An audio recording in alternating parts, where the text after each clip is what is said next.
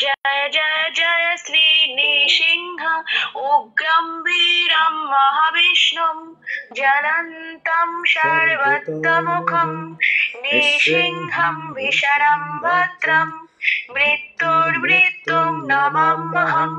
श्री नृसिंह जय नृसिंह जय जय नृसिंह प्रह्लादेश जय पद्ममुख पद्मभृङ्गम् तव कर कमल भरे नखाम अद्भुत श्रृंग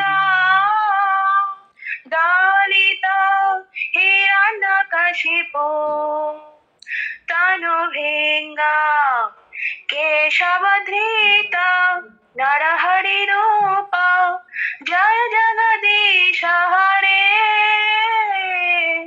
जय जगदीश हरे। तब कर कमल भरे नखाम अद्भुत श्रृंग दलित हिरण्यकशिपो तनुभृङ्गा केशवधृत नरहरिरूप जय जगदीश हरे जय जगदीश हरे जय जगदीश हरे जय जगदीश हरे। जय नृसिंहदेव जय नृसिंहदेव जय जय जय श्री नृसिंहदेव जय प्रह्लाद महाराज जय प्रह्लाद महाराज जय जय जय श्री प्रह्लाद महाराज। हरे कृष्ण। খুব সুন্দর। তো সকলকে ধন্যবাদ। অনেকে হাত তুলেছেন আপনারা। তো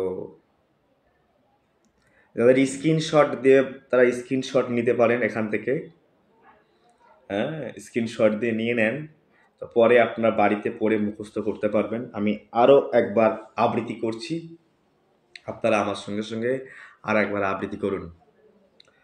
जय नृसिंह श्री नृसिंह जय जय जय श्री नृसिंह उग्रं वीरं महाविष्णुं ज्वलन्तं सर्वतोमुखं नृसिंहं भीषणं भद्रं मृत्युर्मृत्युं नमाम्यहं। श्री नृसिंह जय नृसिंह जय जय नृसिंह प्रह्लादेश जय पद्ममुख पद्मभृङ्गम् तव कर कमल भरे नखाम अद्भुत श्रृंगार दलित हिरण्यकशिपो तनुभृङ्गम् केशवधृत नरहरिरूप जय जगदीश हरे जय जगदीश हरे जय केशवधृत नरहरिरूप जय जगदीश हरे जय जगदीश हरे जय जगदीश हरे। जय नरसिंहदेव जय नरसिंहदेव प्रह्लाद महाराज जय प्रह्लाद महाराज निताय गौर हरि बोल हरि बोल हरि बोल হরি বল। তো আপনারা এই কীর্তনটা আমাদের মন্দিরে গাওয়া হয়। হ্যাঁ, তো আপনারা এই মন্ত্র পাঠ করলে আমরা অনেক বিপদ থেকে উদ্ধার পেতে পারি। কারণ প্রহ্লাদের জীবনে কত বিপদ এসেছিল, ভগবান নরসিংহদেব সেই প্রহ্লাদের একটার পর একটা বিপদ থেকে উদ্ধার করছেন। এই জন্য আপনারা এটা স্টপ করতে পারেন। তো যাদের দরকার তারা স্ক্রিনশট দিয়ে নিয়ে নেন। আর আমরা এখন গীতা পড়ব। গীতা 18 দিনের একটা কোর্স আছে। আমি চাইছি সবাইকে গীতা 18 দিনের কোর্সটা করিয়ে আমি আবার ভাগবতমে কারণ ভাগবতম বুঝতে হলে আগে গীতাটাকে ভালো মতো বুঝতে হবে।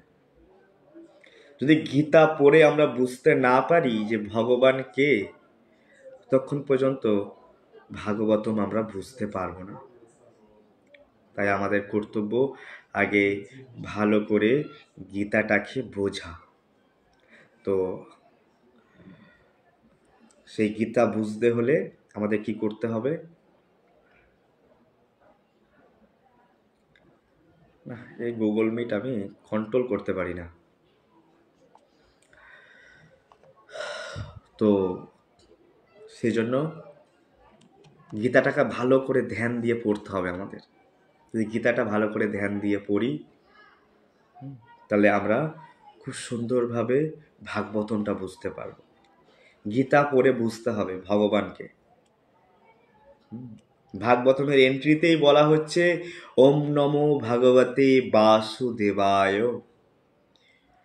ভাগবতমে সেই এন্ট্রি নিতে পারবে যে বুঝে গেছে যে বাসুদেব কৃষ্ণই হচ্ছে ভগবান, তার চরণে আমি শ্রী প্রণাম নিবেদন করি।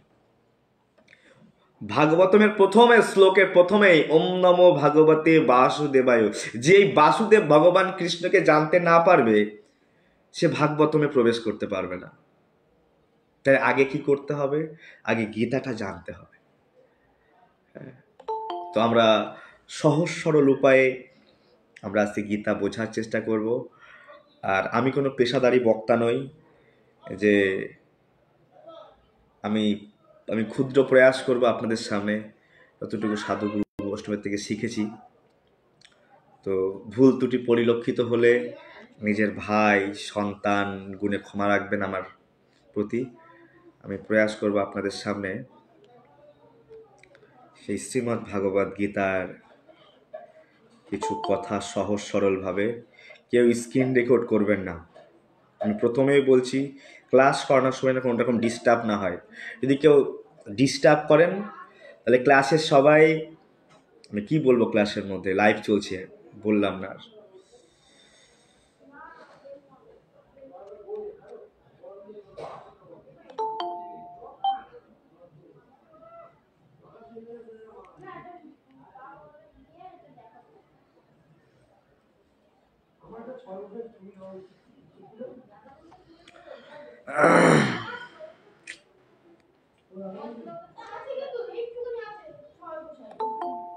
এখনো মানুষ ঢুকছে, সবাই সিরিয়াস থাকতে, আমরা সময় মতো আসবো।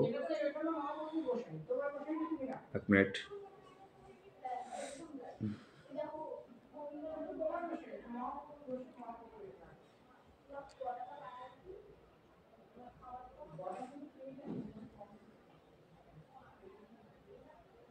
গতদিন আপনারা ক্লাসে ছিলেন?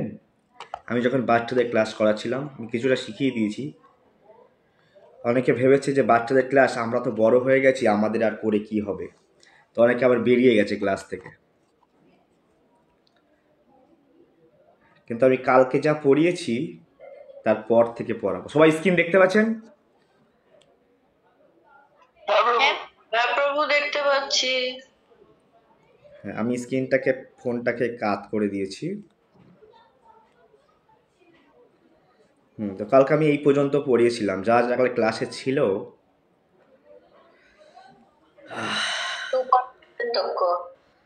ওম নমো ভগবতে বাসুদেবায়, ওম নমো ভগবতে বাসুদেবায়, ওম নমো ভগবতে বাসুদেবায়। সকলে দেখতে পাচ্ছেন? কারোর দেখতে অসুবিধা হচ্ছে স্ক্রিন? হ্যাঁ প্রভু, দেখতে পাচ্ছি। ঠিক আছে। তো এখানে কুরুক্ষেত্রের এই যুদ্ধ ময়দানে অর্জুন দেখতে পেল, যখন ভগবান কৃষ্ণকে অর্জুন বলল যে মাধব, আমি একটু দেখতে চাই কারা কারা যুদ্ধ করতে এসছে দুর্যোধনের হয়ে। তো তখন দেখে, যখন দুই দলের সামনে মাঝখানে, দেখো সবাই ছবির মধ্যে দেখতে পাচ্ছ যে দুটো দলের মাঝখানে রথটা রাখা হয়েছে, তাই না? সবাই দেখতে পাচ্ছ? আমরা একটু এখন কুরুক্ষেত্রে যাব। সবাই যে যেখানে আছেন মনটাকে কুরুক্ষেত্রে নিয়ে চলেন, যে আমরাও ওই যুদ্ধক্ষেত্রে দর্শন করছি। তো ভগবান কৃষ্ণ অর্জুনের রথটাকে এখনো মানুষ এন্ট্রি করছে।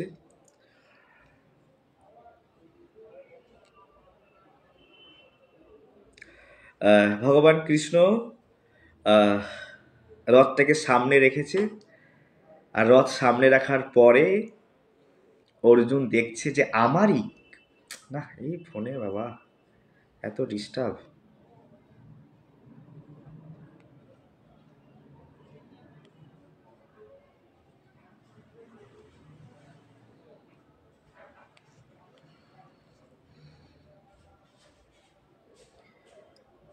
কি দেখতে পাচ্ছে যে পিতৃব্য, পিতামহ, আচার্য, মাতুল, ভাই, পৌত্র, শ্বশুর, মিত্র সকলকে দেখতে পেলেন।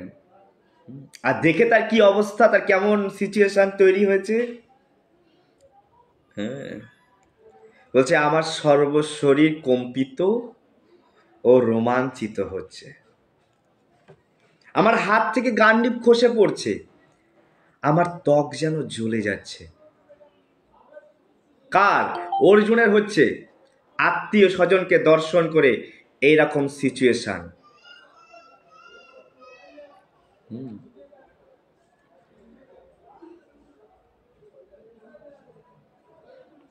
তো এই যে অর্জুনের যে বিলাপ, এই যে অর্জুনের হাত খসে পড়ে যাচ্ছে, সরি গান্ডীব খসে পড়ে যাচ্ছে, অর্জুনের ত্বক জ্বলে যাচ্ছে, হ্যাঁ, এর কারণগুলো কি? অর্জুন যে বিলাপ করছে, এই বিলাপের 5টা কারণ ছিল। হ্যাঁ, সবাই আমি পরে যখন ক্লাসে ধরবো আমি কিন্তু প্রশ্ন করতে পারি আপনাদেরকে। প্রথম কারণ সমবেদনা বা দয়া। দ্বিতীয় কারণ কোনো উপভোগ নেই। তৃতীয় কারণ যে আমরা পাপ করছি, পাপ হচ্ছে পাপ। চতুর্থ কারণ পারিবারিক ঐতিহ্য। এবং পঞ্চম কারণ কি? সিদ্ধান্ত নিতে পারছে না, সিদ্ধান্তহীনতা। আমার কি করা উচিত কি করা উচিত নয় বুঝে উঠতে পারছে না অর্জুন। অর্জুনের এই যে বিলাপ, কুরুক্ষেত্রের যুদ্ধে যখন আত্মীয় স্বজনকে দেখলো, হ্যাঁ, সে যে বিলাপ করছে, সেই বিলাপের 5টা কারণ আমি এখানে বললাম। আমি আবারও বলছি, সমবেদনা, কোনো উপভোগ নেই, পাপ, পারিবারিক ঐতিহ্য এবং সিদ্ধান্তহীনতা। এখন কোন কোন শ্লোকে এই কথাগুলো বলেছে আমি সেই শ্লোক নিয়ে একটু চর্চা করব। আরেকবার বলেন প্রভু। হ্যাঁ, আরেকবার বলেন। আবার একবার বলবো। হ্যাঁ বলেন প্রভু। 1 নম্বর সমবেদনা। আর এই সমবেদনার কথা জানিয়েছে 28 নম্বর শ্লোকে, প্রথম অধ্যায়ের 28 নম্বর শ্লোকে। কোনো উপভোগ নেই। হ্যাঁ, এটা জানিয়েছে প্রথম অধ্যায়ের 31 নম্বর শ্লোকে ভাগবত গীতা। অর্জুন যুদ্ধ করতে চাইছে না, আমার পাপ হবে, আমি অনেক বড় পাপ করে ফেলবো আমি যদি যুদ্ধ করি। এই কথা জানিয়েছে কোথায়? প্রথম অধ্যায়ের 36 নম্বর শ্লোকে। পারিবারিক ঐতিহ্য নষ্ট হয়ে যাবে, পরম্পরা নষ্ট হয়ে যাবে। হ্যাঁ, ভাগবত গীতার 40 নম্বর শ্লোকে এই কথা বলেছেন অর্জুন। সিদ্ধান্তহীনতা ভাগবত গীতায়ের 2য় অধ্যায়ের 6 নম্বর শ্লোকে বলেছেন যে আমার কোনটা করা উচিত কোনটা করা উচিত না মাধব আমি বুঝে উঠতে পারছি না, এখন আমার কি করণীয় আমি বুঝে উঠতে পারছি না। এটা কখন বলেছেন? 2য় অধ্যায়ের 6 নম্বর শ্লোকে। না, এটা বড় ডিস্টার্ব। বোঝা গেল? তো দেখো, সেই সমবেদনা বা দয়া, অর্জুনের দয়া হচ্ছে প্রথম প্রশ্ন। অর্জুন সে 28 নম্বর শ্লোকে বলছে, হে প্রিয়বর কৃষ্ণ, আমার সমস্ত বন্ধু বান্ধব ও আত্মীয় স্বজনদের এমনভাবে যুদ্ধ অভিলাষী হয়ে আমার সামনে অবস্থান করতে দেখে আমার অঙ্গ প্রত্যঙ্গ অবশ হয়ে মুখ শুষ্ক হয়ে যাচ্ছে। হ্যাঁ, অর্জুনের সমবেদনা হচ্ছে, অর্জুনের দয়া হচ্ছে। এই শ্লোকের মাধ্যম দিয়ে অর্জুন দয়া প্রকট করছেন যে আমি দেখছি আমারই সামনে, আমারই পিতৃব্য, আমারই দাদু, আমারই ভাই, আমরা একসঙ্গে খেলেছি, কি করে আমি তীক্ষ্ণ বাণ প্রহার করব। তাই দয়া হচ্ছে। এই শ্লোকের মাধ্যমে অর্জুন দয়া প্রকট করলেন। দ্বিতীয়, কোন রকম এনজয় তো দেখতে পাচ্ছি না। হ্যাঁ, হে কৃষ্ণ, যুদ্ধে আত্মীয় স্বজনদের নিধন করা শ্রেয় নাকি যুদ্ধে জয়লাভ করা শ্রেয়? আমি তো কোনো রকম সুখভোগ আমি কামনা করি না। স্বজনদের বলছে, হে কৃষ্ণ, যুদ্ধে আত্মীয় স্বজনদের নিধন করা শ্রেয়কর দেখছি না। আর আমি যুদ্ধে জয়লাভ চাই না, রাজ্য ও সুখভোগ কামনাও করি না। কারণ এখানে অর্জুন ভাবছে আমি কিভাবে উপভোগ করবো। আরে সবাই যদি যুদ্ধে মারা যায়, আরে মানুষ উপভোগ তখনই করে, সবাই বন্ধু বান্ধব নিয়ে উপভোগ করে। যদি বন্ধু বান্ধব আত্মীয় স্বজন না থাকে তো উপভোগ করবে কিভাবে? এক সময় কথা মনে পড়ে যাচ্ছে, এক সময় দুর্যোধন, দুর্যোধনকে বোঝানো হচ্ছে, বলছে দুর্যোধন মাত্র 5টা গ্রাম চেয়ে নিয়েছে ওরা। 5টা গ্রাম দিলে কি হয়? বলছে আমি জানি যে 5টা গ্রাম দিলে কিছুই না, কিন্তু আমি দেব না। আমি ধর্ম জানি, কিন্তু আমি ধর্ম করতে ইচ্ছুক নই, আমার ওইসব ভালো লাগে না ধর্ম। আর আমি তো 5টা গ্রাম দেব না, যুদ্ধ করতে হবে। যদি বিনা যুদ্ধে আমি এই সূচের আগায় মাটিটুকু পর্যন্ত দেব না।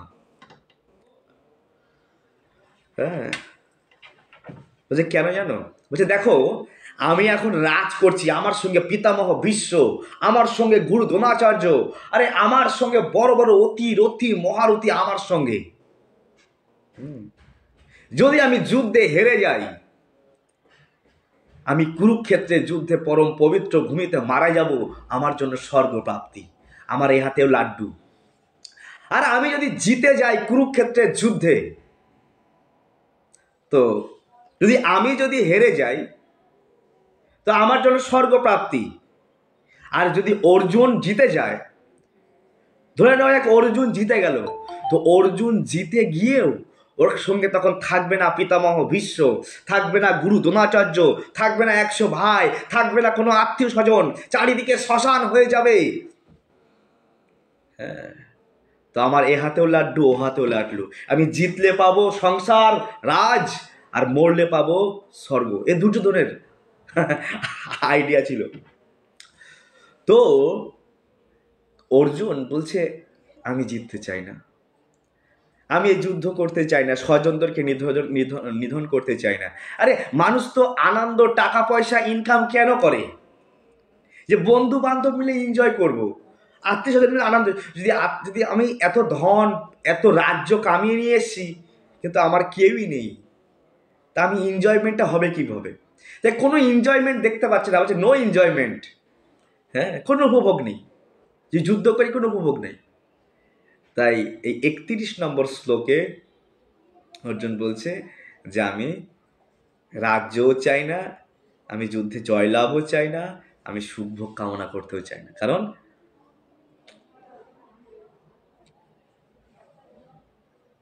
কোনো উপভোগ নেই। তারপরে 36 নম্বর শ্লোকে কি বলেছিল অর্জুন? পাপ হবে। বলছে আমি যদি এই ধরনের আত্মীয়দেরকে বধ করি, তো আততায়ীদেরকে বধ করলে মহাপাপ আমাদের আচ্ছন্ন করবে, এবং বন্ধু বান্ধব সহ ধৃতরাষ্ট্র পুত্রদের সংহার করা আমাদের পক্ষে অবশ্যই উচিত হবে না। হে মাধব, লক্ষ্মীপতি শ্রীকৃষ্ণ, আত্মীয় স্বজনদের হত্যা করে আমাদের কি লাভ হবে, আর তার থেকে আমরা কেমন করে সুখী হব? অর্জুন এই শ্লোকের মধ্যে যে যুক্তি প্রদর্শন করছে আমাদের পাপ হবে, আমরা যদি এই সমস্ত আত্মীয় স্বজনদেরকে বধ করি আমাদের পাপ হবে। প্রথম অধ্যায়ে ভগবানকে অর্জুন খালি যুক্তি দেখান, বিভিন্ন রকমের যুক্তি, বিভিন্ন রকম তর্ক দেন। হ্যাঁ, ভগবান এখনো পর্যন্ত মুখ খোলেননি, সেরকম কিছু বলেনি অর্জুনকে। অর্জুন একটার পর একটা যুক্তি দেখাচ্ছেন যুদ্ধ না করার জন্য। এখানে কি যুক্তি দেখালো? পাপ হবে। কত নম্বর শ্লোকে? 36 নম্বর শ্লোকে। ভগবানের প্রতিটা শ্লোকের অ্যান্সার দেবে, আপনারা মনে রাখবেন। প্রতিটা অর্জুন যে একটার পর একটা যুক্তি দিচ্ছে। প্রথম যুক্তি দিয়েছে দয়া, সমবেদনা। তারপরে যুক্তি দিয়েছে এনজয়মেন্ট, কোনো এনজয়মেন্ট নেই। আর তৃতীয় যুক্তি দিয়েছে কি? পাপ হবে। এখন একটা পর একটা যুক্তি ভগবান কৃষ্ণ অ্যান্সার দেবে। তো এখানে কি বলেছে? পাপ হবে। এখানে শাস্ত্রে বলা আছে, হ্যাঁ, যে 6 প্রকার ব্যক্তিকে যারা আততায়ী হয় তাদেরকে মৃত্যুদণ্ড দেওয়া যায়। বিষদাতা, হ্যাঁ, ভীমকে ছোটবেলায় বিষ খাইয়ে মারার প্ল্যান করেছিল দুর্যোধন, বিষ খাইয়ে দিয়েছিল, ও তো ভাগ্যক্রমে বেঁচে এসেছে। যে ঘরে আগুন লাগিয়ে দেয়, লাক্ষা গৃহে পঞ্চ পাণ্ডব মা কুন্তি মাতাকে একসঙ্গে ভরে দেশলাই ঠুকে আগুন জ্বালিয়ে দিয়েছিল, ভাগ্যক্রমে কৃষ্ণের কৃপাতে বেঁচে এসেছে। যে মারাত্মক অস্ত্র দ্বারা আক্রমণ করে, অনেকবার আক্রমণ করেছে। যে ধন সম্পদ লুট করে, যে অন্যের জমি দখল করে নেয়, পঞ্চ পাণ্ডবদের ভূমি দখল করে নিয়েছে, প্রাপ্য রাজত্ব দিচ্ছে না। এবং যে একজন স্ত্রীকে অপহরণ করে, দ্রৌপদীকে অপহরণ করেছিল, বলছে এই সমস্ত ব্যক্তিকে মৃত্যুদণ্ড দেওয়া যায়। হ্যাঁ, এগুলোকে হত্যা করলে কোনো রকম পাপ লাগে না, শাস্ত্রে বলছে। হ্যাঁ, যদি এই প্রকার ব্যক্তি কোনো রকম ভাবে এইরকম কাজ করে, ঘরে আগুন লাগিয়ে দিচ্ছে, ধন সম্পদ লুণ্ঠন করছে, অন্যের জমি দখল করে নিচ্ছে, স্ত্রীকে অপহরণ করে নিচ্ছে, বিষ খাইয়ে দিচ্ছে, এই 6 প্রকার ব্যক্তিকে দণ্ড দিলে পাপ লাগে না। ফ্যামিলি ট্র্যাডিশন, পারিবারিক ঐতিহ্য। হে কৃষ্ণ, কুল ও অধর্মের দ্বারা অভিভূত হলে কুলবধূগণ ব্যভিচারে প্রবৃত্ত হয়। হে বাষ্ণেয়, কুলস্ত্রী ও অসৎ চরিত্রা হলে অবাঞ্ছিত প্রজা উৎপন্ন হয়। যুদ্ধ করবে না বলে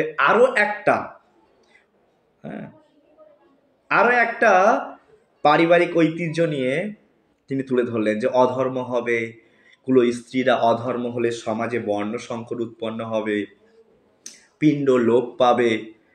হ্যাঁ, যদি পরিবারের লোককে মেরে দেওয়া হয় তো পরিবারগুলো কি হবে? কারণ এখানে প্রতিটা পরিবারের ব্যক্তি এখানে এসছে যুদ্ধ করার জন্য। তাহলে সেই পরিবারের সেই স্ত্রীগুলো কে সুরক্ষা করবে? কে? সেই স্ত্রী সন্তানকে। তখন স্ত্রীগুলোকে অন্যজন কি করবে? নিয়ে নেবে।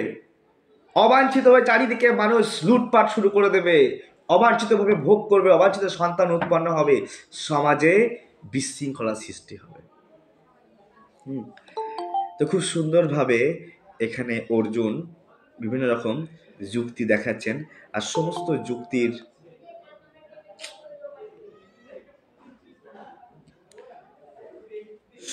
যুক্তির অ্যান্সার কৃষ্ণ এক একটা ভাবে আমরা পরপর দেখতে পাবো। লাস্ট বলছেন যে আমি জানি না কোনটা ভালো, তাদের জয় করা না তাদের দ্বারা বিজয়ী হওয়া। যদি আমরা ধৃতরাষ্ট্রের পুত্রদের হত্যা করি তবে আমাদের বাঁচতে হবে না, তবুও তারা এখন যুদ্ধক্ষেত্রে আমাদের সামনে দাঁড়িয়ে আছে। অর্থাৎ কোনটা রাইট কোনটা রং অর্জুন ডিসিশন নিতে পারছে না, কোনটা ভালো কোনটা মন্দ।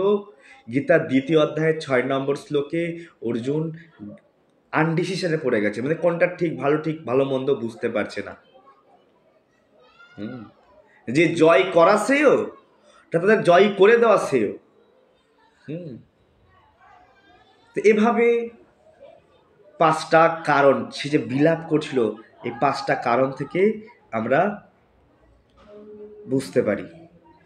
সঞ্জয় বললেন, রণক্ষেত্রে এই কথা বলে অর্জুন তার ধনুর্বাণ ত্যাগ করে শোকে ভারাক্রান্ত চিন্তে রথপরি উপবেশন করেন। এইভাবে বিভিন্ন কারণ দেখিয়ে বলছে আমি যুদ্ধ করব না, আমি রাখলাম ধনুর্বাণ, মাথায় হাত দিয়ে রথে বসে পড়ে।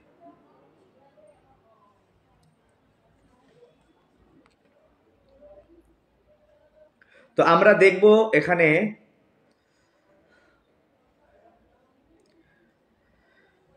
অর্জুনের জয়ী হওয়ার 9টি কারণ। প্রথমত ধর্মক্ষেত্র যুদ্ধ হচ্ছে, দ্বিতীয়ত ঐশ্বরিক রথ, তৃতীয়ত কপিধ্বজ পতাকা, শঙ্খনাদ, গান্ডীব মানে ধনুক, ত্যক্ত জীবিতা, মোক্ষদা একাদশী এবং ভাগ্যলক্ষ্মী ও ঋষিকেশ সব কৃষ্ণের দিকে। এখানে খুব সুন্দরভাবে যে গীতার 18টা চ্যাপ্টার, 700 শ্লোক, প্রথম 6টা কর্মযোগ, ভিতরের 6টা মানে মধ্যে ভক্তিযোগ, আর লাস্ট 6টা জ্ঞানযোগ। তো একটা স্যান্ডউইচের উদাহরণ দিয়ে দুপাশে 2টি ব্রেড আর মাঝখানে সমস্ত ব্রেডের যাবতীয় খুব সুন্দরভাবে এখানে বোঝানো হয়েছে। যাই হোক,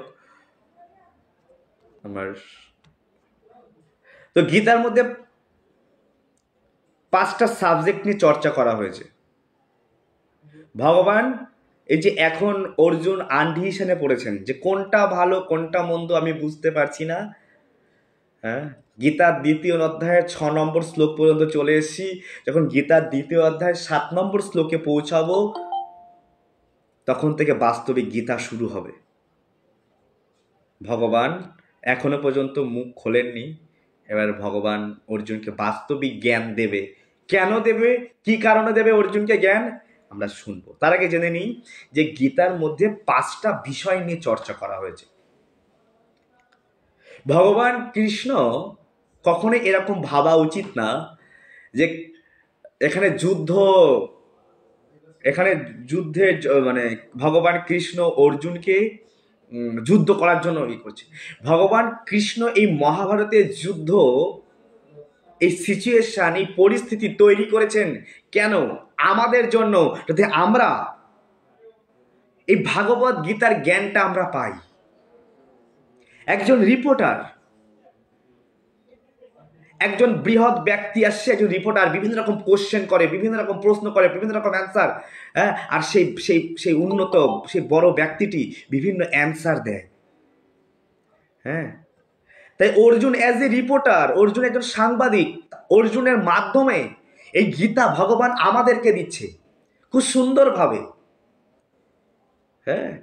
এখানে অর্জুনকে দাঁড় করিয়ে অর্জুন অ্যাজ এ রিপোর্টার মাইকটা নিয়ে কৃষ্ণের কাছে গিয়ে বিভিন্ন রকম প্রশ্ন করছে। এই যে বিভিন্ন রকম প্রশ্ন অর্জুন তুলে ধরেছে, আমি এই কারণে যুদ্ধ করবো না, এই সেই অমুক তমুক ইত্যাদি ইত্যাদি ইত্যাদি, এবং গীতার মধ্যে অনেক প্রশ্ন করবে অর্জুন। সমস্ত প্রশ্ন আমার এবং আপনার। যদি ভাবি না আমার না এগুলো, তো আমাদের তাহলে আমরা অল্প বুদ্ধি সম্পন্ন। তাহলে এই প্রশ্ন আমার জন্য ভগবান করেছে, আমার আপনার জন্য অর্জুনকে সমস্ত অ্যান্সার দিচ্ছে। তো আমরা সেই গীতার মধ্যে এখন জানবো ঈশ্বর, হু ইজ গড, গড নিয়ে। ঈশ্বর, জীব, ঈশ্বরকে জানবো, ভগবানকে জানবো। এবার জীব কি বা আমি কে জানবো। নেচার, প্রকৃতি কিভাবে ক্রিয়াকর্ম করছে, কিভাবে পরিচালিত হচ্ছে, কার অধ্যক্ষতাতে প্রকৃতি চলছে, ভগবান বিস্তারিত বর্ণনা করেছেন। টাইম, সময়, কাল, কাল নিয়ে ভগবান গীতার মধ্যে সময় কিভাবে আমাদেরকে গ্রাস করছে, এবং অ্যাক্টিভিটিস, কর্ম, কোন কর্ম কখন কিভাবে কি করা উচিত, সমস্ত কর্ম কৌশল ভগবদ গীতার মধ্যে ভগবান বলেছে। কারণ আমি আবারও বলছি যে গীতার মধ্যে 5খানা সাবজেক্ট চর্চা করা হয়েছে, আপনারা লিখে নিতে পারেন। ঈশ্বর, প্রকৃতি, কাল, ঈশ্বর, জীব, প্রকৃতি, কাল এবং কর্ম। ঈশ্বর, প্রকৃতি, ঈশ্বর, জীব, প্রকৃতি, কাল এবং কর্ম। এই 5টা সাবজেক্ট নিয়ে গীতার মধ্যে চর্চা করা হয়েছে। হ্যাঁ, আর গীতা পড়ে আমরা কি করব? হরে কৃষ্ণ কৃষ্ণ কৃষ্ণ হরে হরে, হরে রাম রাম রাম হরে হরে। গীতা পড়ে, গীতার নলেজ নিয়ে, হ্যাঁ, যাতে আমরা ভগবানের প্রতি শরণাগত হতে পারি, যাতে ভগবানের প্রতি মনস্থির করতে পারি। ভগবদ গীতায় অন্তিম সিদ্ধান্ত কি জানেন? মনমনা ভব মদ্ভক্ত অনন্য চিন্তয়ন্ত মাম। অনন্যভাবে ভগবানকে চিন্তন করতে হবে। হ্যাঁ, তাই ভগবান অর্জুনকে বলছে মনমনা ভব মদ্ভক্ত মজ্জাজি মাং নমস্কুরু। তাই গীতা পড়ে আমাদের জানতে হবে যে কিভাবে, কেন হরিনাম করব, হরিনাম করলে কি হবে। সাধুদের মনে হয় খেয়ে দিয়ে কাজ নেই, তাই ওরা হরিনাম করছে না। গীতা পড়লে বাস্তবিক যে সায়েন্সটা উঠে আসবে। আমরা সায়েন্স জানি না, আমরা নিন্দা করি। হ্যাঁ, মনে করি ওদের মনে হয় খাওয়া দাওয়া হয় না। হ্যাঁ, এরকম ভাবতো যে খাওয়া দাওয়া হয় না, খোল করতাল পেটায় ওরা, কীর্তন করে। আজকে বিশ্বের বড় থেকে বড় বড় ব্যক্তিরা, আইআইটির ছেলেমেয়েরা, বিটেক এমটেক কলেজের ছেলেমেয়েরা গীতা স্টাডি করছে। এইভাবে আধুনিক কৌশলে গীতা পড়ছে আর সকলের মধ্যে পৌঁছাবার প্রয়াস করছে। তো আমরা এখন গীতার দ্বিতীয় চ্যাপ্টারে চলে যাব। আর সেখানে গিয়ে দেখি আমরা গীতা দ্বিতীয় অধ্যায়ে পৌঁছে গেছি। তা আমরা ইতিমধ্যে চর্চা করেছি যে অর্জুনের কি হয়েছিল, সমবেদনা বা সহানুভূতি, তারপরে এনজয়মেন্ট, নো এনজয়মেন্ট মানে অপ্রসন্নতা বা কোনো উপভোগ দেখতে পাচ্ছি না। তারপরে পাপ হবে, কুলধর্ম বিনষ্ট হবে, অর্থাৎ কুলের প্রথা, পারিবারিক ঐতিহ্য নষ্ট হবে, এবং ইনডিসিশন, কোনো রকম ডিসিশন নিতে পারছিল না, দ্বিধা বা সংশয় তৈরি হচ্ছিল। তো আমরা চলে আসি ভাগবত গীতা দ্বিতীয় অধ্যায় 7 নম্বর শ্লোকে। দ্বিতীয় অধ্যায় 6 নম্বর শ্লোক পর্যন্ত ভগবানকে অর্জুন বলছে, আমি তো বুঝে উঠতে পারছি না, আমার জয়ী হওয়া শ্রেয় না জয়ী ওদের হওয়া শ্রেয়, কি করণীয় উচিত আমি বুঝতে পারছি না। এখন দ্বিতীয় অধ্যায় 7 নম্বর শ্লোকে এসে খুব সুন্দর ইম্পর্টেন্ট শ্লোক, অর্জুন কৃষ্ণকে বলছে, কার্পণ্যদোষোপহত স্বভাব প্রেচ্ছামি তং ধর্ম সমূরচেতা যস্যেয় সন্নিশ্চিতং ব্রূহি তৎমে শিষ্যস্তহং সাধিমাং তং প্রপন্নম। যে কার্পণ্যজনিত দুর্বলতার প্রভাবে আমি এখন কিংকর্তব্য বিমূঢ় হয়েছি। আর আমি এখন কিংকর্তব্য বিমূঢ় হয়েছি, আর আমি আমার কর্তব্য সম্বন্ধে বুঝতে পারছি না কোনটা করা শ্রেয়। আমি বিভ্রান্ত হয়ে গেছি। তাই আমি মাধব, এখন আমি তোমাকে জিজ্ঞাসা করছি কোনটা আমার পক্ষে শ্রেয়কর হবে তা আমাকে বলো। এখন আমি তোমার শিষ্য,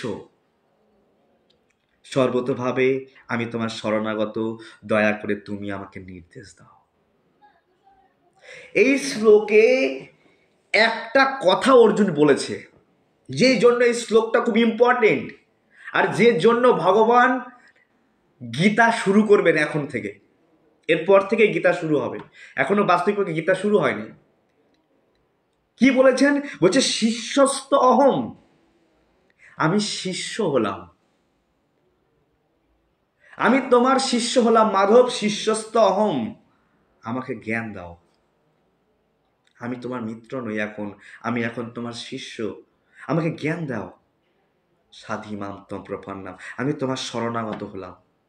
দেখো, এই যে শিষ্য হওয়া, যদি যদি আপনার বাচ্চাকে আপনি স্কুলে পাঠান আর ও যদি টিচারের শরণাগত না হয়, টিচারের গাইডলাইন না মানে, তাহলে কিন্তু ও ভালো ফল পাবে না, ভালো রেজাল্ট করতে পারবে না।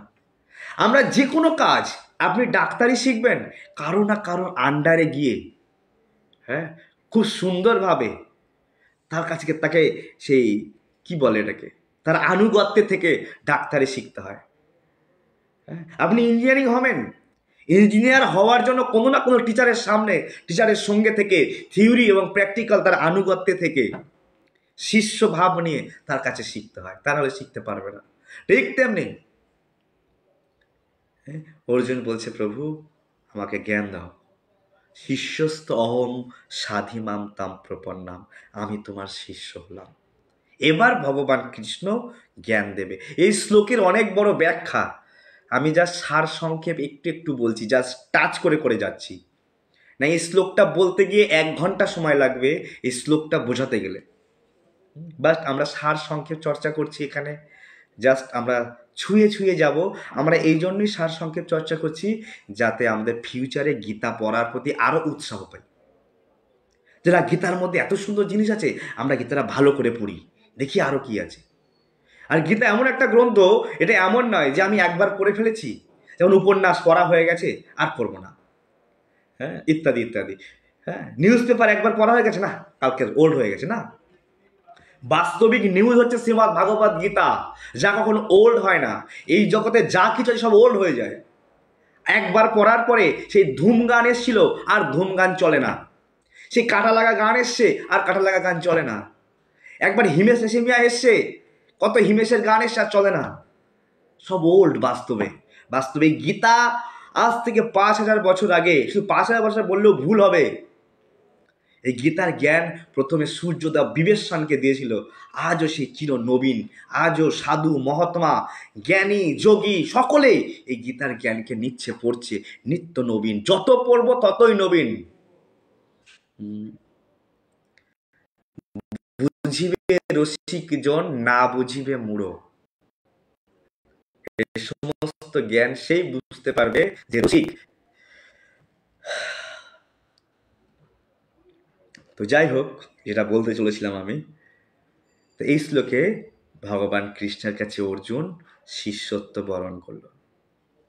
এখন কি হয়, আপনারা খুব সুন্দর একটা ছবি দেখতে পাচ্ছেন না, গাছের উপরে টিয়া পাখির গায়ের কালার আর গাছের পাতার কালার একই রকম, এবং যে ফলটি খাচ্ছে সেই ফলটির কালারও একই রকম। হ্যাঁ, তো অনেক সময় হয়তো গুরুদেব ভগবান সম্বন্ধে বলছে, গুরুদেবের কাছে আত্মসমর্পণ করেছি, কিন্তু গুরুদেব যখন ভগবান সম্বন্ধে বলছে বিশ্বাস হচ্ছে না, সন্দেহ হচ্ছে।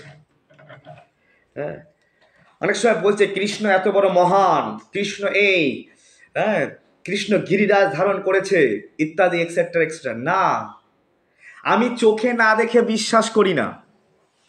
আমরা অনেক সময় বিভিন্ন রকম উদ্ভট প্রশ্ন করি, বলছি তুমি আমার গুরু, হ্যাঁ, কিন্তু তার কাছে উদ্ভট প্রশ্ন করি সংশয় নিয়ে বিভিন্ন রকম। আমি যা চোখে দেখিনি তা আমি বিশ্বাস করি না। আমি ভগবানকে চোখে দেখিনি, আমি ভগবানকে বিশ্বাস করি না। তো দেখো, এই যে পাখিটাকে তোমরা দেখতে পাচ্ছ, ধরে নেওয়া যাক এই পাখিটা পাহাড়ের উপরে একটা সবুজ গাছের উপরে, একটা টিয়া পাখির ছবি, সবুজ গাছের উপরে, একটা পাহাড়ের উপরে সবুজ গাছে বসে আছে, আর আমি পাহাড়ের নিচে। আমি কি পাখিটাকে দেখতে পাবো? এখন যদি একজন উপর থেকে নেমে এসে বলে যে ওই গাছটাতে উপরে একটা গাছ আছে, ফলের গাছ, সেখানে টিয়া পাখি ভর্তি, বলে কই দেখতে পাচ্ছি না তো। তো আমি দেখতে পাচ্ছি না বলে এই তো না যে টিয়া পাখি নেই ওখানে। যেমন আমাদের এখানে একজন মাতাজি ক্লাস করছে আমেরিকায়। আমি বইয়ের মধ্যে পড়েছি যে আমেরিকা বলে একটা দেশ আছে। এখন আমি যদি বলি না না আমি তো আমেরিকা দেখিনি, আগে আমাকে আমেরিকা দেখাও,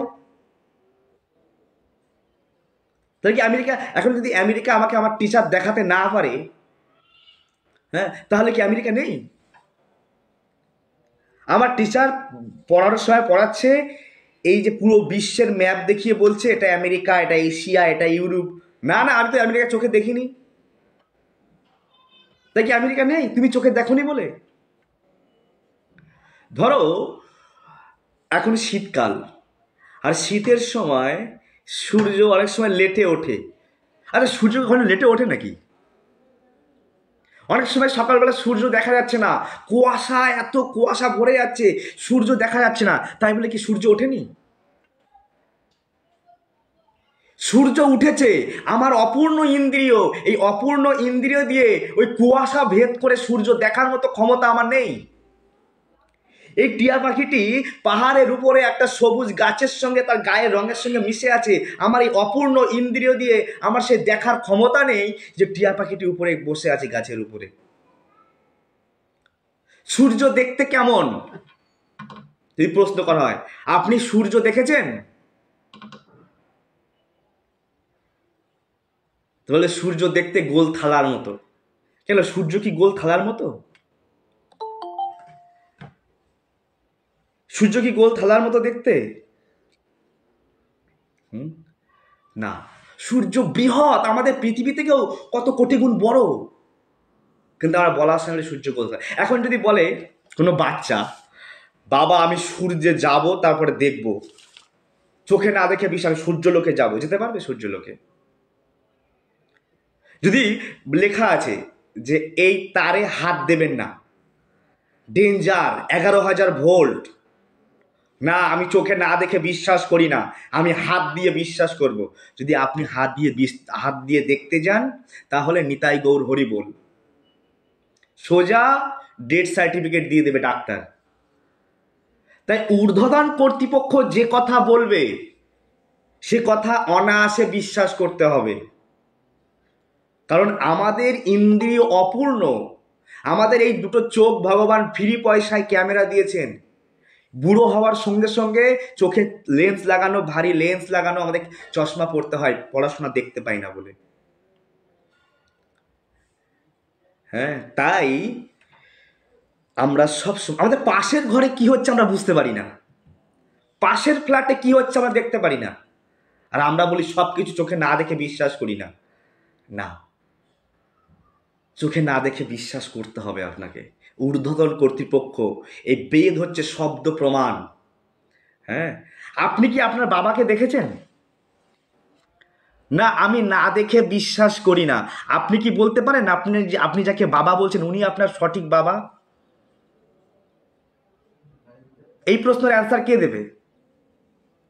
না, আমি যাচাই করতে চাই আমার বাবাটা কে। আপনি পারবেন না যাচাই করতে। আপনার মায়ের কথা, ওই মায়ের শব্দটাকেই আপনার প্রমাণ হিসাবে নিতে হবে। মায়ের কথা যে ইনি তোমার বাবা, মা প্রমাণ করি, মার কথাটা প্রমাণ, মা প্রমাণ করছে ইনি তোমার বাবা, তা উনি আমার বাবা। ঠিক তেমনি এই বেদ মাতা, সপ্ত মাতার মধ্যে বেদ মাতা প্রমাণ করাচ্ছেন, শব্দ প্রমাণ দিচ্ছেন। ঈশ্বর পরম কৃষ্ণ সচ্চিদানন্দ বিগ্রহ। আমি জাস্ট এখানে শ্লোক তুলে ধরলাম। হ্যাঁ, এইভাবে আমরা আমাদের ইন্দ্রিয় দিয়ে, এই অপূর্ণ ইন্দ্রিয় দিয়ে আমরা সব কিছু চাক্ষুষ প্রমাণ পেতে পারি না। হ্যাঁ, তাই শব্দ প্রমাণ। হ্যাঁ, শাস্ত্র কি বলছে। আর আমরা এতটাই ডাল মাইন্ডেড, দেখুন আমরা সকালবেলা নিউজ পেপার পড়ি। আমি তখন কলকাতায় আছি, তো নিউজ পেপারে আমার চোখের সামনে একটা নৌকা ডুবে যায়। আমি তখন নদীর ওপারে থাকি, ওই হাওড়ার ওই সাইডে, রিষড়া শ্রীরামপুর ওই সাইডে ছিলাম। সেসব একটা নৌকা ডুবে যায়, অনেক মানুষ মারা যায়। পরের দিন আমি নিউজ পেপারে দেখলাম যে 2 থেকে 3 জন, বলছে 2-3 জন মারা গেছে, এক্সেট্রা মারা গেছে অনেকে নৌকা ডুবে, কিন্তু বলে 2 থেকে 3 জন। আর সারা পশ্চিমবঙ্গ ওই আনন্দবাজার পত্রিকা পড়ে বিশ্বাস করে নিয়েছে, হ্যাঁ 2 থেকে 3 জন। রেলে কদিন আগে রেল অ্যাক্সিডেন্ট হলো, কত মানুষ মারা গেছে, বলছে সরকার হিসাবে এত মানুষ, খুব কম সংখ্যক মানুষ মারা গেছে। সঠিক সিদ্ধান্ত নেই, সঠিক তথ্য নেই, তবু আমরা অনায়াসে বিশ্বাস করি। আমরা সকালবেলা, আমি প্রায়ই উদাহরণগুলো দিই, সকালবেলা রিক্সা চড়ে আমরা সেই রিক্সা চড়ে স্টেশনে যাব, চাকরি করি, অফিসে চাকরির জন্য রিক্সা করে যাই। হ্যাঁ, সেই রিক্সাওয়ালাকে বিশ্বাস করি। যদি আমি ভাবি এই রিক্সাওয়ালাটা এত বড় মাতাল, এ মনে হয় রাস্তায় গিয়ে অ্যাক্সিডেন্ট করে দেবে, তাহলে আপনি রিক্সা চড়তে পারবেন না। আপনি সকালবেলা যে দুধওয়ালা আপনাকে দুধ দিচ্ছে, ঘরে এসে দুধ দিয়ে যাচ্ছে, আপনি যদি ভাবেন এই দুধওয়ালা এর মধ্যে বিষ মিশিয়ে দিয়েছে, তাহলে আপনি দুধটা খেতে পারবেন না। আপনাকে দুধওয়ালার উপরে বিশ্বাস করেই আপনার কিন্তু ওই দুধটা খেতে হচ্ছে। না, ও ভালো দুধ দিচ্ছে। আপনি নাপিতের কাছে গলা বাড়িয়ে দিচ্ছেন যে আমার দাড়ি কেটে দাও, দাড়ি কামিয়ে দাও, হ্যাঁ, আর নাপিত হাতে খুঁড়ে নিয়ে বিশ্বাস করছেন, আপনি যদি বিশ্বাস না, আমি যদি গলাটা বাড়িয়ে দিই, যদি আমার খুঁটটা দিয়ে পেঁচিয়ে দেয় এখানে, তাহলে তো আমি শেষ। না, আপনি নাপিতকে বিশ্বাস করছেন, সেলুনে গিয়ে আপনি গলা বাড়িয়ে দিচ্ছেন, মুখ বাড়িয়ে দিচ্ছেন দাড়ি কাটার জন্য। হ্যাঁ, তো আপনি সকালে উঠে যে টুথপেস্ট ইউজ করছেন, না টুথপেস্ট আমার ভালো, কোনো ক্যান্সার হবে না, কিছু হবে না, হ্যাঁ, অনায়াসে টুথপেস্ট কোম্পানিকে বিশ্বাস করছেন, না টুথপেস্টের মধ্যে বিষ আছে, তাহলে আপনি ইউজ করতে পারবেন না, তাহলে আপনি ইউজ করতে পারবেন না। তাহলে আপনি টুথপেস্ট কোম্পানিকে মানে বিশ্বাস করছেন, আপনি সেই 3rd পার্সেন্ট ভুল তথ্য দেওয়া আনন্দবাজার পত্রিকাকে বিশ্বাস করছেন, আপনি সেই দুধওয়ালা, যে দুধওয়ালা জলের মধ্যে, দুধের মধ্যে জল মেশায়, জলের মধ্যে দুধ জানি না আমি, দুধে জল মেশায় না এখন জলে দুধ মেশায়, যাই হোক, সেই দুধওয়ালাকে বিশ্বাস করছেন। হ্যাঁ, আপনি সেই টুথপেস্ট কোম্পানি, যা ক্যান্সার হবে এখন ধরা পড়ছে, বলছে ন্যাচারাল টুথপেস্ট ব্যবহার করো, সেই ক্যান্সার, সেই টুথপেস্ট, সেই টুথপেস্ট কোম্পানিকে আপনি বিশ্বাস করছেন। হ্যাঁ, সেই মাতাল রিস্কাওয়ালাকে আপনি বিশ্বাস করছেন, আর আপনি সেই শব্দ ব্রহ্ম গীতা ভাগবতমকে বিশ্বাস করছেন না। এই যুগের সমাজ মনে করে ব্যাকডেটেড, গীতা ভাগবতম বিশ্বাস করে না, আর সব কিছুকে বিশ্বাস করে। হ্যাঁ, আমি চোখে যা না দেখি তা আমি বিশ্বাস করি না, এ হচ্ছে অল্প বুদ্ধি সম্পন্ন। এর অনেক প্রমাণ আছে, কিন্তু যে প্রমাণ নিয়ে ক্লাস দিতে গেলে 2 থেকে 3 ঘন্টা লাগবে, এরকম অনেক প্রমাণ। উকিলরা এরকম অনেকের উকিলে যারা প্রমাণ নিয়ে যারা উকিলের কাজ করে, এরকম 10টা প্রমাণ আছে। হ্যাঁ, তো যাই হোক, আমরা সেই বিষয় নিয়ে কিছু বলতে চাইছি না, আমি যেটা বোঝাতে চাইছি, আমার বিশ্বাস আমি যা দেখি তা তখনই কার্যকর যখন দৃষ্টি শক্তি নিখুঁত হয়। তা না, আমরা শব্দ প্রমাণের উপরে এই গীতা ভাগবতম, যেভাবে এক মায়ের শব্দ, ইনি তোমার পিতা, একদম মায়ের শব্দটাকে আমরা মেনে নিই, ঠিক গীতা ভাগবতমটাকে সেই বেদ বেদ মাতা একদম নিখুঁতভাবে মেনে নিতে হবে। যদি আপনি না মানতে পারেন, তাহলে আপনি নিজের মাকেও মানেন না, আপনার পিতার উপরে ডাউট আছে যে আসলে আমার পিতা কিনা, এটা বাস্তব। কারণ আমরা কেউ জানি না আসলে আমার কে পিতা, কেউ জানি না, কারণ মা পরিচয় করিয়ে দেয় কে তোমার পিতা। তো যাই হোক, আজকে আমাদের সময় প্রায় অতিবাহিত হয়ে গেছে, আমরা নেক্সট দিন এরপর থেকে চর্চা করব। আমি জাস্ট আজকে এতটুকুই চর্চা করলাম, যদি সময় পাই। আমি জানি না আপনারা আমার ভাষা বুঝতে পারছেন কিনা। ডলি মাতাজি, বোঝা যাচ্ছে আমার ভাষা? কোনো বুঝতে অসুবিধা হচ্ছে, কষ্ট হচ্ছে আমার ভাষা বুঝতে, রাগ হচ্ছে আমার প্রতি? সুপার ক্লাস প্রভু, সুপার ক্লাস। তো যাই হোক, বিষয়বস্তু হচ্ছে যে আমরা 18 দিনের একটা কোর্স করব। 18 দিনে ঠিক আছে, সব শুনতে পাচ্ছি, সব বুঝতে পারছি। আমরা 18 দিনে গীতাটাকে সুন্দরভাবে বুঝবো, ছবির মাধ্যম দিয়ে, ক্লাসের মাধ্যম দিয়ে সুন্দরভাবে বুঝবো। আর তারপরে আমরা তো ভাগবতম তো চর্চা করবই, হ্যাঁ, কিন্তু আমরা গীতাটা ভালো করে বুঝি, আর গীতা বুঝে খুব সুন্দরভাবে কীভাবে কৃষ্ণের প্রতি শরণাগতি নেওয়া যায়, কিভাবে সুন্দরভাবে আমরা ভগবানের প্রতি আশ্রয় নিতে পারি, এই নিয়ে আমরা চর্চা করব। আর যদি আমি তো তুচ্ছ জীব, ভুল ভ্রান্তি স্বাভাবিক হবে, আমার ভাষাও প্রচণ্ড খারাপ, আমি একদম গেয় ভাষায় কথা বলে আমি আগেই ক্ষমা চেয়ে নিচ্ছি, তো আমার ক্ষমা দৃষ্টিতে দেখবেন। সকলে কৃপা আশীর্বাদ করবেন, যাতে আমি আরও বেশি বেশি আপনাদের সেবা করতে পারি, ভগবানের সেবা করতে পারি, গুরু মহারাজের আদেশ নির্দেশকে ফলো করতে পারি। আর যদি আপনারা কেউ কিছু শেয়ার করতে চান, কিছু বলতে চান, ফিডব্যাক দিতে চান, আপনারা ফিডব্যাক দিতে পারেন। সোনালী মাতাজি হাত তুলে কিছু বলবে মনে হয়, সোনালী মাতাজি বলুন। হ্যাঁ প্রভুজি, আমি হাত আগে তুলেছিলাম প্রভুজি। ও আচ্ছা আচ্ছা আচ্ছা আচ্ছা, দে বলি না, ওইটা গানটা করার জন্য নৃসিংহদেবের, তখন হাত তুলেছিলাম প্রভুজি। আচ্ছা আচ্ছা, ধন্যবাদ। হ্যাঁ ওটা বলুন। খুব বলতে ইচ্ছা করেছিল প্রভুজি, কিন্তু দুর্ভাগ্য বলতে পারিনি। না, আমি প্রতিদিন কিছু না কিছু আরতি বা কিছু না কিছু স্তব সামনে একটু রাখবো, তারপরে আমরা আমাদের ক্লাস শুরু করব, যাতে আমরা ক্লাসের সঙ্গে সঙ্গে একটা অন্য, এগুলো বাড়িতে আপনারা পড়বেন, প্র্যাকটিস করবেন। দেখো, আমাকে মিউট করে দেন, আমাকে বলছি প্রভু হ্যাঁ বলুন। বলছি প্রভুজি বলছে মিউট হয়ে গেছে। দেখো আমাকে হ্যাঁ বলুন। হ্যাঁ বলছি প্রভুজি আপনি বলছিলেন 18 দিনের গীতার কোর্স, এটা কি শুরু হয়ে গেছে প্রভুজি নাকি সামনের দিন থেকে শুরু আমি হবে? গত দিন থেকে শুরু করেছি, বাচ্চাদের ক্লাস করাচ্ছি। বাচ্চাদের সঙ্গে সঙ্গে কালকে দেখলাম 40-50 জন মতো ছিল, আজকে দেখলাম তো 70-75 জন আছে। তো কোনো অসুবিধা নেই, এই কোর্স তো চলতেই থাকবে আমাদের কাছে, কারণ আমাদের কাছে সব আছে, এতে আমি পড়াতেই থাকবো কদিন পর পর, অসুবিধা নেই। গীতা এই এমন জিনিস, এ আমরা সারা জীবন পড়েও শেষ করতে পারবো না।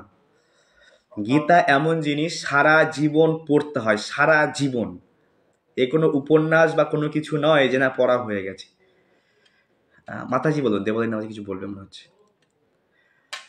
হ্যাঁ, হরে কৃষ্ণ প্রভু প্রণাম। প্রণাম। ওই 9 reasons why অর্জুনা won ওইটা 3টে মধ্যে লিখতে পেরেছি, বাকিগুলো লিখতে পারলাম না।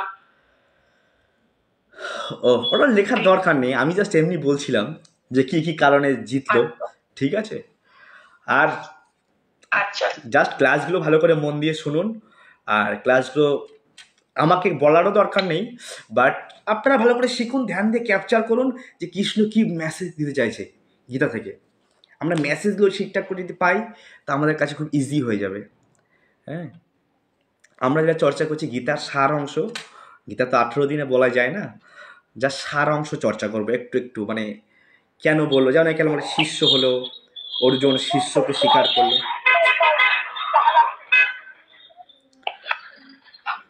সকলে মিউট করে দেন। তো আমরা জাস্ট সারাংশ শিখবো, আর ওই শেখার মাধ্যমে আমরা অনেকটা ক্যাপচার করতে পারবো যে আসলে গীতার মধ্যে ভগবান কি বোঝাতে চাইছে আর অর্জুন কিভাবে নিচ্ছে। আর আমরা কতটা নিজেদের ভক্তি জীবনে আমরা এটা নিয়ে অ্যাপ্লাই করতে পারি, ভক্তি জীবনটাকে আরও আমরা প্রোগ্রেস করতে পারি এই শ্রীমদ্ ভাগবত গীতা থেকে, যদি ভালোভাবে শিখি হবে, অসুবিধা নেই। সুশান্ত প্রভু। হরে কৃষ্ণ প্রভু। হরে কৃষ্ণ প্রভু, যে আপনি যখন বললেন না যে গীতা সবার প্রথমে সূর্যদেবকে প্রদান করা হয়েছিল, সেই সময় সূর্যদেবের নামটা বলেছেন, আমি ঠিক বুঝতে পারিনি, একটু বিবস্বান, আরেকবার বলুন সূর্যদেব নাম। বিবস্বান। প্রথমে সূর্যদেব হ্যালো? বিবস্বানকে দেওয়া হয়েছিল এই গীতার জ্ঞান। রতন প্রভু হাত তুলেছে, কিছু বলবে মনে হচ্ছে। রতন প্রভু।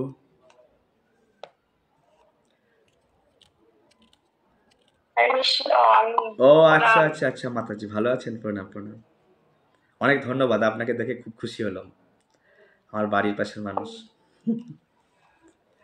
আজকে থেকে জয়েন্ট হলাম। আচ্ছা আচ্ছা, বাড়ির সবাই ভালো আছে? ভালো আছে, দেখলাম লিঙ্ক পাঠিয়েছেন, তাইতে আবার জয়েন্ট হলাম আজকে থেকে। সময় সুযোগ পেলে এসো ক্লাসে, ভালো লাগবে।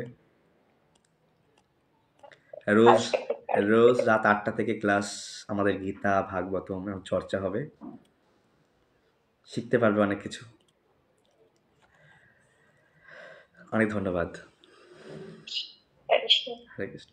মিনা মাতাজি হাত তুলেছে।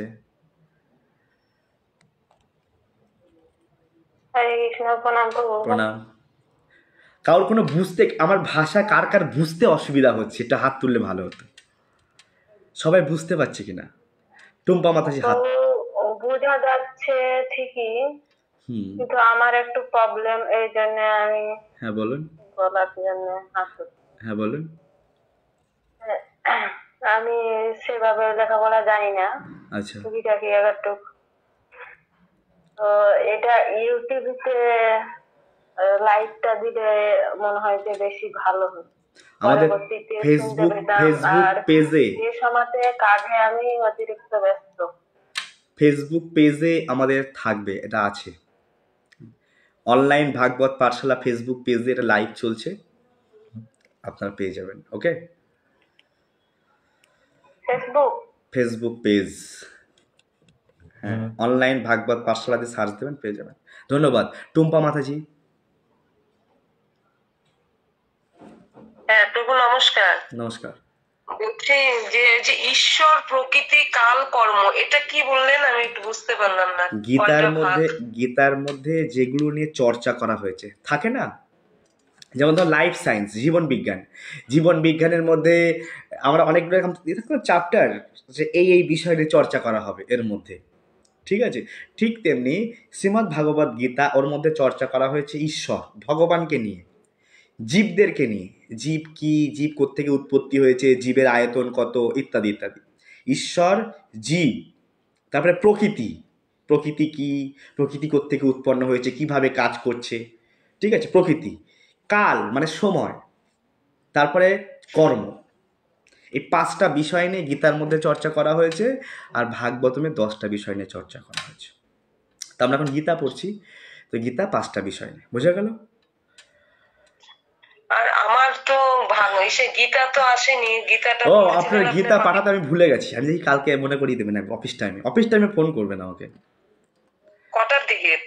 কটার দিকে আমি কি করে বলি, আমার শরীরটাও খারাপ, আমি অফিসেও ঠিকঠাক আসি না সময় মতো। হ্যাঁ, এই শুধু আমি আপনাদের জন্য এসছি, আমি অফিসে আসি না, কিন্তু আমি আপনাদের জন্য অফিসে এসছি, ক্লাস করাচ্ছি, বুঝতে পারছেন? আমি অফিসেও টাইম মতো আসি না, টুক করে না আসলে না। আচ্ছা, আমি যদি এখানে স্কন মন্দির থেকে কোনোভাবে কালেকশন করলে কি হবে? হ্যাঁ হ্যাঁ, হবে হবে, প্রভুপাদের গীতা পেয়ে যাবেন, কোনো তো অসুবিধা নেই। বললে ওখানে গেলে একই গীতা দিবে তো আমাকে? একই গীতা, সারা পৃথিবীতে একই গীতা, প্রভুপাদের গীতা, কোনো না, অসুবিধা নেই। দোকানে গীতাগুলো তো অন্যরকম দেখি। না, দোকানের গীতা নেবেন না আপনি, যথাযথ গীতা, ছিল প্রভুপাদের লেখা যথাযথ গীতা।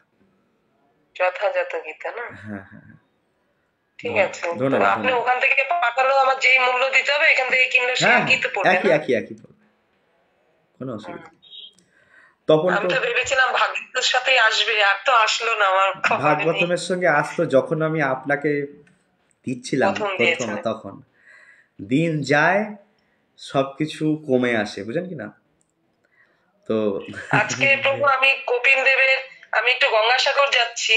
আচ্ছা আচ্ছা, তাই কপিল দেবের আমার খুব ইচ্ছা ছিল, কপিল দেবের ক্লাসটা আপনার বিষয়ে আমি একদিন শুনতে পাইনি। তাই আজকে আমি ভাগবত কপিল দেবের বর্ণনাটা, ওই যে দেবহূতি আর কর্দমণির আচ্ছা আচ্ছা আচ্ছা আচ্ছা, জীবনীটা আমার এত ভালো লাগছে। সারা দিনে আমি অনেকটাই পড়েছি, আমার হরি বল হরি বল, খুব পড়ে সুন্দর। আরেকজনকে গল্পও শোনালাম আমি। না না, ভালো, খুব ভালো লাগছে। অনেক ধন্যবাদ, ঠিক আছে, দেখেন। অনেক ধন্যবাদ। তপন প্রভু, হরি বল।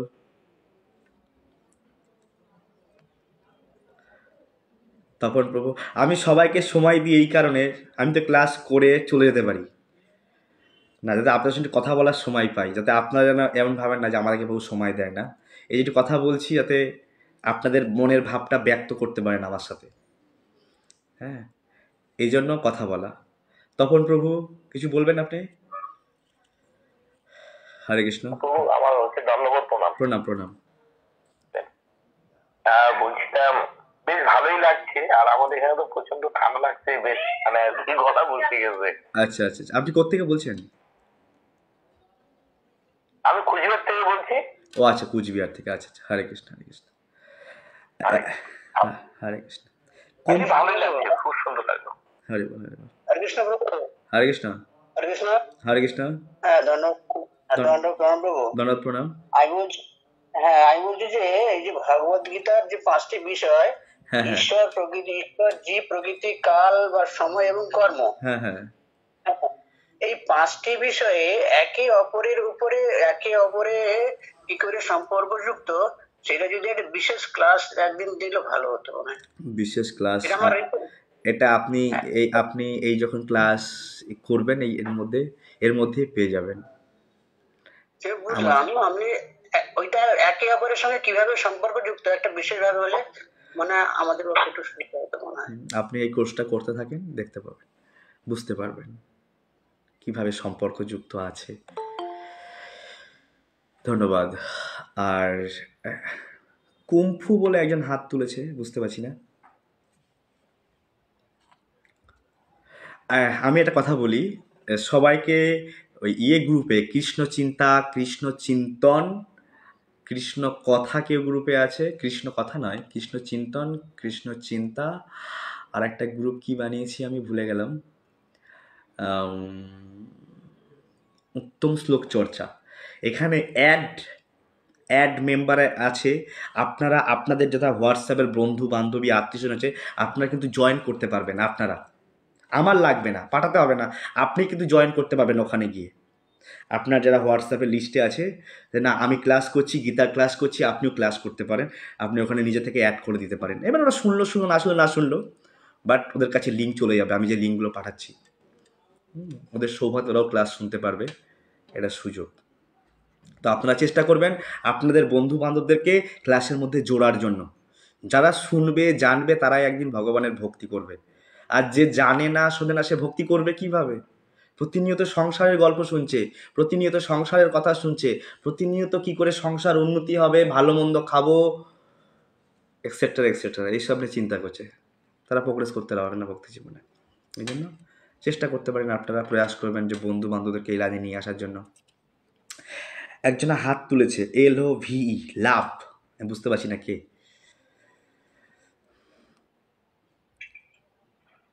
আমি বললাম প্রভুজি, হরে কৃষ্ণ। হরে কৃষ্ণ।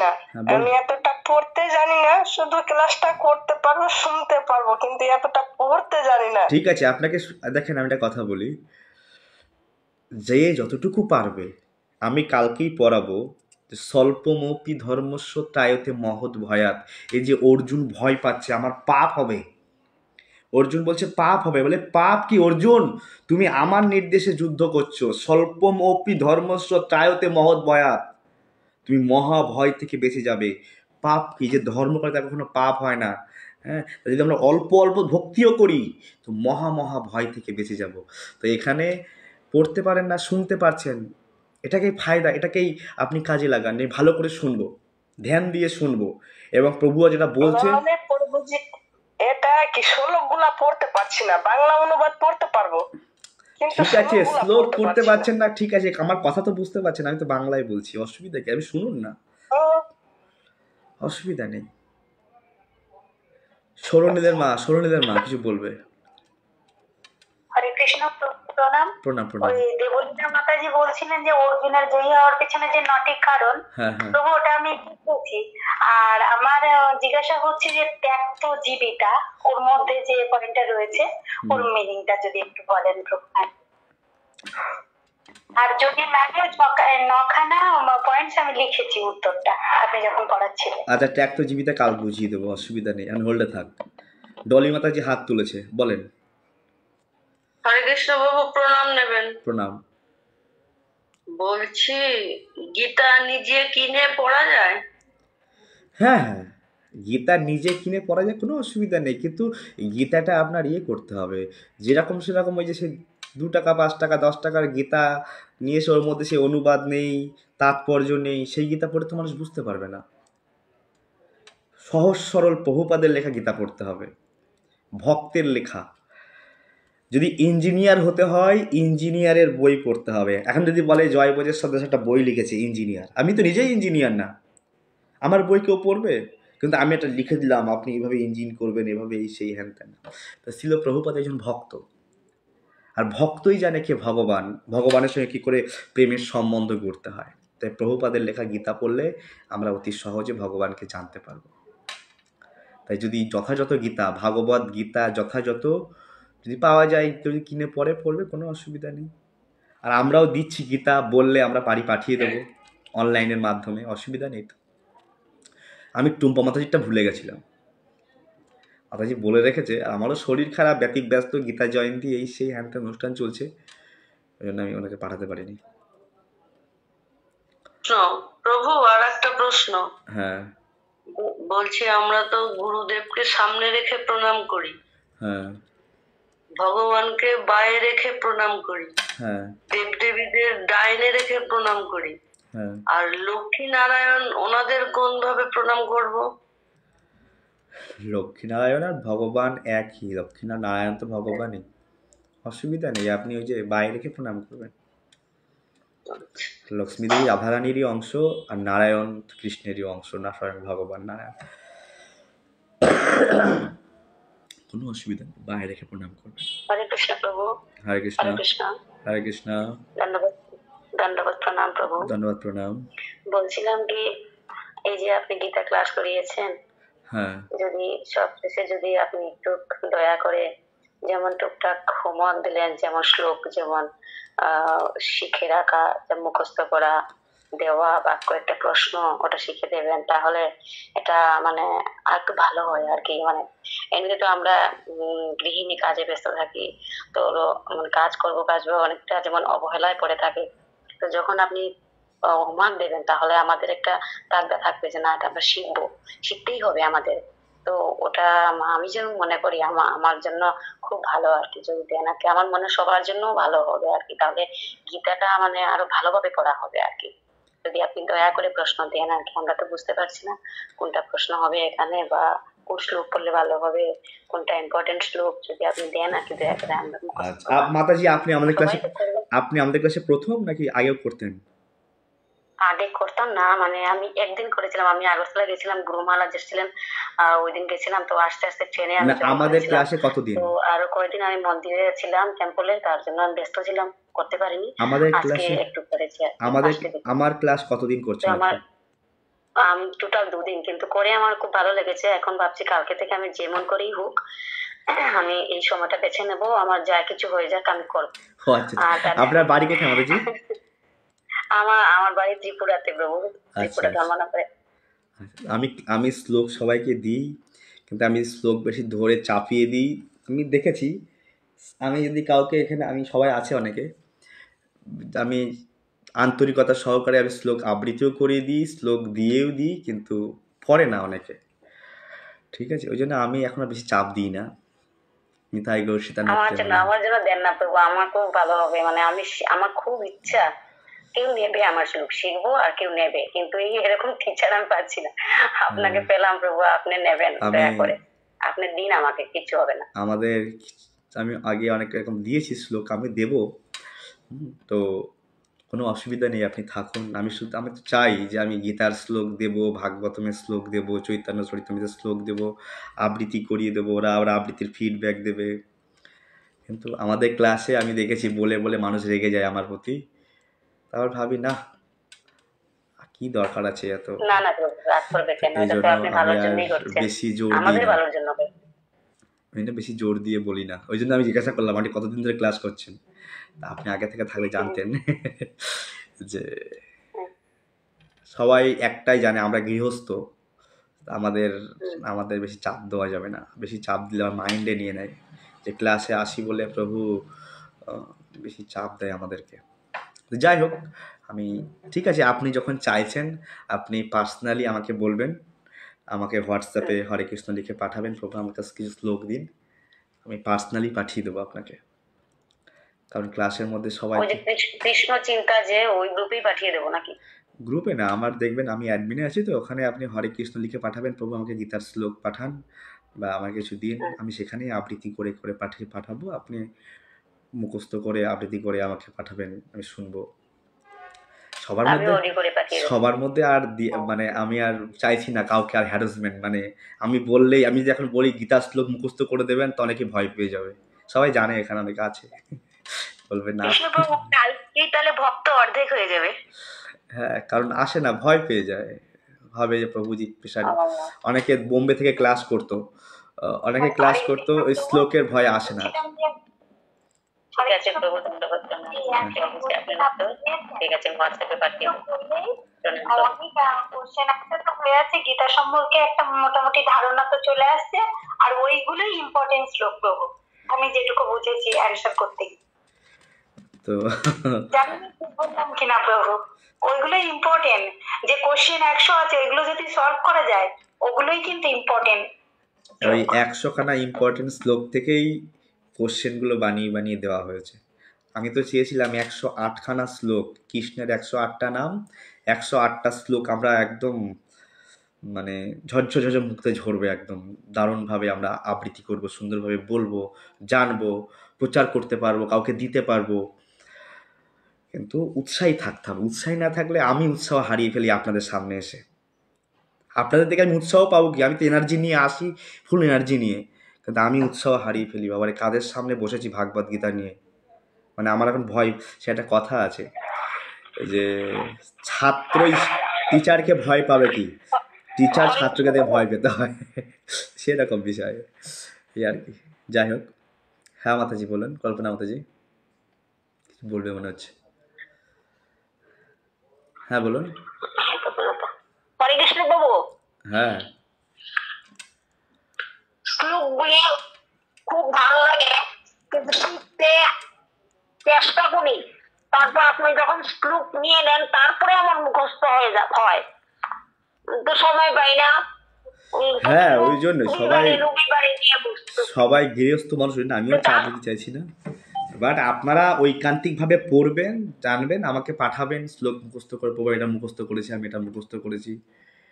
হ্যাঁ, আজ কতজনা ঐকান্তিক আছেন আমাকে তারা ফোন করে পার্সোনালি বলবেন, আমি আছি, আমি শুনবো, আমি জানবো, আমি শিখতে চাই। দরকার হলে তাদেরকে নিয়ে আমি একটা ছোটো গ্রুপ বানাবো, আর ওই গ্রুপের মধ্যে আমি শ্লোক আবৃত্তি করে দেব। কিন্তু হ্যাঁ, আমি আবৃত্তি করে দেব, আমাকে ভিডিও করে না দেখে পাঠাতে হবে। ওটা সবাই পাঠাবে, তারপরে আমরা নেক্সট শ্লোক দেবো। আমি তো চাই গীতার যত শ্লোক আছে, ভাগবতম 18,000 শ্লোক, 1,000 শ্লোক ভাগবতম থেকে আমরা মুখস্থ করব। গীতায় 700 শ্লোক, 100 শ্লোক আমরা মুখস্থ করব। উপদেশের মধ্যে সব শ্লোক মুখস্থ করে ফেলবো। আরে ভাই, কিছু নিয়ে বিজি রাখতে হবে নিজেকে, না সংসারে বিজি হয়ে যাবো। হরে কৃষ্ণ প্রভু, মায়াদেবী আমাদের সংসারে বিজি। বলছেন হ্যাঁ মানে না দেখে ভিডিও করে পাঠাবো, আমি সত্যি পাঠাবো, আপনি শুধু আমাকে দয়া করবেন, আপনি আমাকে কৃপার মধ্যে রাখবেন প্রভু। হ্যাঁ, আমি তো চাই এরকম স্টুডেন্ট আমার চাই। আমি সত্যিকারে মন থেকে চাই যে আমি আমার ক্লাস থেকে সবাই যেন টিচার হয়, সবাই যেন এক একজন ভালো ভক্ত হয়ে তারা যেন ভালো করে। এই একটা মেয়ে আছে অঙ্গনা মাতাজি, ও প্রথম খুব স্ট্রং ছিল, আবার দুর্বল হয়ে গেছে। হ্যাঁ, আমি ওকেও বলতে যে তুমি ভালো করে গীতার শ্লোক পড়ো, ভাগবতম পড়ো, আর ভালো করে ভক্ত হয়ে। হ্যাঁ, মমতাদি কি করছে, পশ্চিমবঙ্গ প্রায় 15 বছর 16 বছর চালাচ্ছে, আর আমরা খালি খুন্তি ঘুরছি। আরে মমতা যদি দেশ চালাতে পারে, ও নারী, শাড়ি পরছে, আমরাও শাড়ি পরি, মেয়েরা পড়ে না মাতাজিরা? তা আমি একটু গীতা ভাগবতম বলে মানুষকে ভক্ত তৈরি করতে পারবো না? নিজেও ভক্তি করব, জপ করব, আর জপ করার কথা বলবো, নিজেও গীতা পড়বো, অপরকে গীতা করার কথা বলবো। তাহলে তো এই মহাপ্রভুর আন্দোলন সবার মধ্যে পৌঁছাবে না। আমাদের কেন, আমাদের গন্ডিটা কেমন? আমাদের গন্ডি বউ বাচ্চা ছেলে মেয়ে, খাবো দাবো ঘুমাবো, প্রতিদিনের একই রুটিন। কজন মানুষকে গীতা দেব, কজন মানুষকে গীতার কথা বলবো, কজন মানুষকে আমরা এই জপমালা দিতে পারলাম, কজন মানুষকে আমি এই ভক্তির লাইনে নিয়ে আসতে পারলাম, এই সামনে চিন্তা করি না। আর যদি এই চিন্তা না করি, ওই সংসারের চিন্তা ঢুকবে। প্রভুপাদ এত সুন্দর প্ল্যাটফর্ম গড়ে দিয়ে গেছে, বলছে আমার আজ্ঞায় গুরু হইয়া। মহাপ্রভু বলছে তুমি গুরু হয়ে যাও। এখানে সবাই গুরু হতে পারে, কিন্তু আমাদের ওই যে প্ল্যাটফর্ম কি, বউ বাচ্চা ছেলে মেয়ে, খাও দাও ঘুমাও, তা আমরা ওর থেকে বেরিয়ে আসতে পারছি না। খুব ভালো, রোজ না পারি, সপ্তাহে একদিন আমরা একটা মুভমেন্ট ডাকতে পারি যে আমিও কিছু মানুষকে এই কৃষ্ণের কথা বলবো, আমিও কিছু মানুষকে জপমালা পৌঁছে দেবো, তার কাছে জপ করা সম্বন্ধে বোঝাবো, আমি কিছু মানুষকে যে কথাগুলি ক্লাস থেকে শিখছি সেই কথাগুলি আরেকজনকে বলবো। বলছে বিদ্যা যত বাড়বেন, এই যে আমি আপনাদের কাছে আসি, আমার একটাই লাভ। বলছে যে বক্তা যখন বলে, আমাদের মহারাজ বলে যে এই আমি বলছি আমার 60% লাভ, আর আপনাদের 40% লাভ। আমার 60%, আমার নিজের জীবনে 60% লাভ আমার। হ্যাঁ, এবং আমরা যখন বিদ্যাকে দান করব, তো বিদ্যা এই জগতের অন্য কিছু দান করবেন কমে যাবে, আর বিদ্যা দান করলে বেড়ে যাবে। তাই আমাদের প্রয়াস করতে হবে এই আধ্যাত্মিক বিদ্যা এই জগতের মানুষকে যদি আমরা দিতে পারি। আর এই 18 দিনের কোর্স যারা ভালো মতো শিখবে, আমি তাদেরকে দিয়ে অনেক কোর্স চালাবো। হ্যাঁ, তাদেরকে দায়িত্ব দেব যে এই কোর্সটা আজকে এই মাথা দিয়ে আজকে এই ক্লাসটা করাবে, আমি আমার স্লাইড করে দেবো। হ্যাঁ, আর সে এখান থেকে বলবে। তা আমি চাই কেউ না কেউ ভালো মতো শিখুক। আমিও শিখছি এই কোর্সটার সম্বন্ধে। হ্যাঁ, আমিও শিখছি, আর শেখার সঙ্গে সঙ্গে আপনাদের শেখানোর চেষ্টা করছি। তো আপনারাও ভালো মতো শিখুন, ভালো মতো জানবেন, আর আমারই ক্লাসে আপনি ক্লাস করাতে পারবেন। কিন্তু হ্যাঁ, জব করতে হবে, ভগবানের ভক্ত হতে হবে। ভক্ত না হয়ে কাউকে বলা যায় না, তা না হলে ফল্ট ধরবে মানুষ। ঠিক আছে, সকলকে অনেক ধন্যবাদ। অনেক সময় আমি নিয়ে নিলাম, আধা ঘন্টা আমাদের কথোপকথনে চলে যাচ্ছে। আরও যদি আপনাদের কিছু পার্সোনাল কথাবার্তা থাকে ভক্তি সম্বন্ধে, আমার তো ওখানে অ্যাডমিনে আমার হোয়াটসঅ্যাপ, ওখানে ক্লিক করলেই আমার হোয়াটসঅ্যাপ চলে আসবে, ওখানে আমাকে SMS করবেন। কোনো প্রশ্ন, কোনো জিজ্ঞাসা, মায়াপুর ধামে আসলে আমার সঙ্গে কন্ট্যাক্ট করবেন, আমাদের অফিসে আসবেন, ভক্তি বিজয় ভাগবত স্বামী মহাজের অফিসে। হ্যাঁ, যে কোনো তথ্য, যে কোনো স্পিরিচুয়াল দিকটা আমরা সব রকমভাবে প্রয়াস করব যে আপনি আধ্যাত্মিক জীবনে আরও প্রোগ্রেস করুন, ভগবানের কাছে যাতে আরও দ্রুত এই জীবনে কীভাবে আমরা পৌঁছতে পারি, আমরা সবাই যেন একই প্রয়াস করি। Chant Hare Krishna and be happy. জয় শ্রীল প্রভুপাদ। সকলকে ধন্যবাদ।